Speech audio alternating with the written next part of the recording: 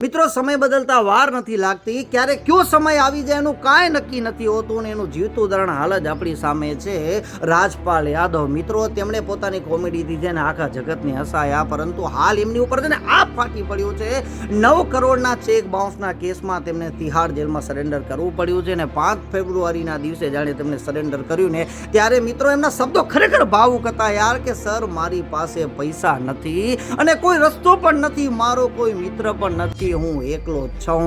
મિત્રો, એમણે છે ને 2010માં પોતાની એક મૂવી બનાવી હતી અને એના માટે કરીને દિલ્હીની એક કંપની છે મૂલી પ્રોજેક્ટ પાસેથી તેમણે 5 કરોડની લોન લીધી અને નક્કી થયું કે ભાઈ 8 કરોડ દેવાના છે ને ત્યાર પછી 7 કરોડ દેવાનું નક્કી થયું. 2012માં મૂવી આવે છે હતા પતા લાભ હતા મિત્રો, જે ફ્લોપ ગઈ અને એણે ખાલી 29 લાખની જ કમાણી કરી અને ત્યાર પછી જે 7 ચેક આપ્યા હતા એ બાઉન્સ ગયા અને 2018માં કોર્ટે કીધું કે ભાઈ તમને છે ને સજા ફટકારવામાં આવે છે 3 મહિનાની અને ત્યાર પછી બેલ ઉપર છૂટી ગયા. 2024માં વળી પાછું કોર્ટે કીધું કે ભાઈ તમારે હવે વ્યાજ સહી છે ને કરીબન 9 કરોડ રૂપિયા આપવાના થાય છે.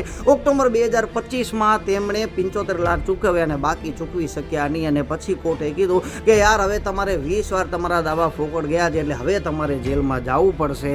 એટલે 5 ફેબ્રુઆરીના દિવસે મિત્રો તેમણે તિહાડ જેલમાં સરેન્ડર કરી નાખ્યો. કોઈ મદદ આવ્યું નહીં. સૌથી પહેલાં સોનુ સૂદે મદદનો હાથ આગળ લંબાવ્યો. એમણે કીધું કે યાર એમણે ફિલ્મ ઇન્ડસ્ટ્રીને ઘણું બધું આપ્યું છે એટલે દરેક જણા એને સપોર્ટ કરવો જોઈએ યાર. એટલે સોનુ સૂદે પોતાની આવનારી ફિલ્મ માટે તેમને સાઇન કર્યા છે અને એમણે કીધું કે આ એને દાન નથી આપી રહ્યો, આ એમનું સન્માન છે યાર. અને ત્યાર પછી ઇન્દ્રજીતસિંહ રાવ અને ગુરમીત ચૌધરી પણ એમને સપોર્ટ કર્યો છે અને મદદનો હાથ આગળ લંબાવ્યો છે. પરંતુ મિત્રો, આ ઇન્ડસ્ટ્રીમાં છે ને કોઈનું નથી. આ 2-3 જણાને બાદ કરતા કોઈ મદદ આવ્યું નથી યાર. એટલે સમય ક્યારે બદલાઈ જાય ને ક્યારે ક્રૂર બની જાય એનું કાંઈ નક્કી હોતું નથી યાર.